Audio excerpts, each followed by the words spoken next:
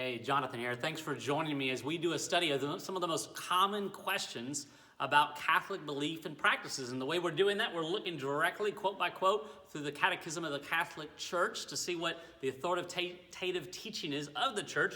And then we're doing a Bible study on it with some tough questions. In fact, if you'd like the whole Bible study, you can get it for free, ebook, trustworthyword.com/Catholic. Here's an important question. Was Peter married?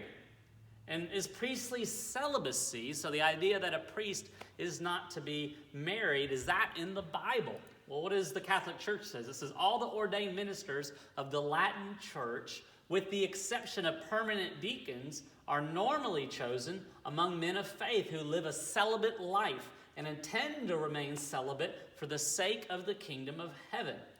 Here's another quote. In the Eastern churches, so think Greek Orthodox, Russian Orthodox, a different discipline has been enforced for many centuries. Married men can be ordained as deacons and priests. The practice has long been considered legitimate.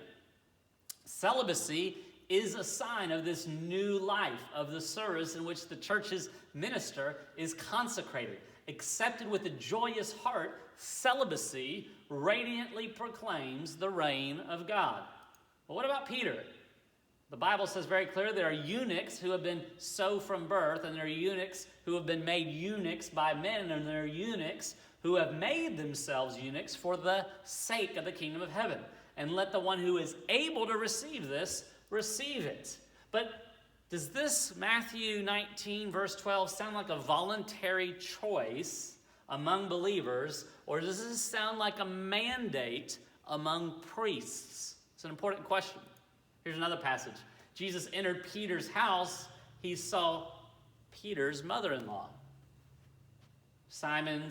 Peter's mother-in-law. And he arose and left the synagogue and entered Simon's house. Now Simon's mother-in-law. So was Peter married?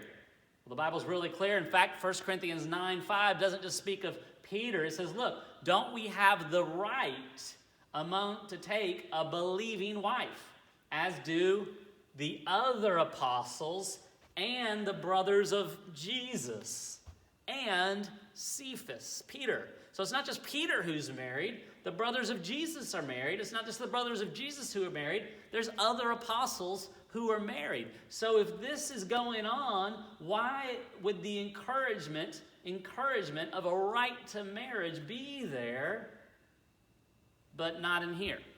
Why would the encouragement for leaders in the early church that there's a right to be married and they're doing so when it's not in here? Listen, the two descriptions of Christian leaders, 1 Timothy 3, Titus 1, both look at their qualification based on how they treat their wives, how they lead their families. It's very important.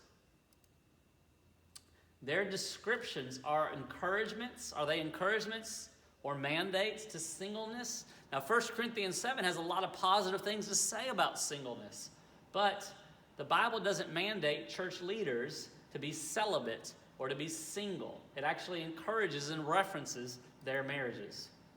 There's a danger, though. 1 Timothy 4:3 references and warns. There are people out there who will forbid marriage and require abstinence from foods that God created to be received with thanksgiving by those who believe and know the truth. Well, why does this verse matter? Here's the question.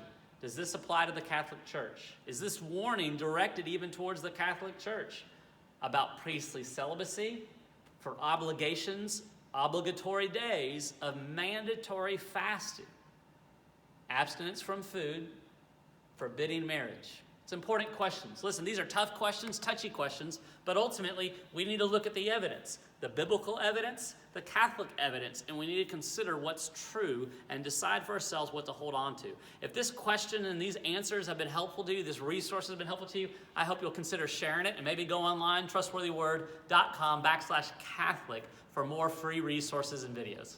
Thanks for joining me.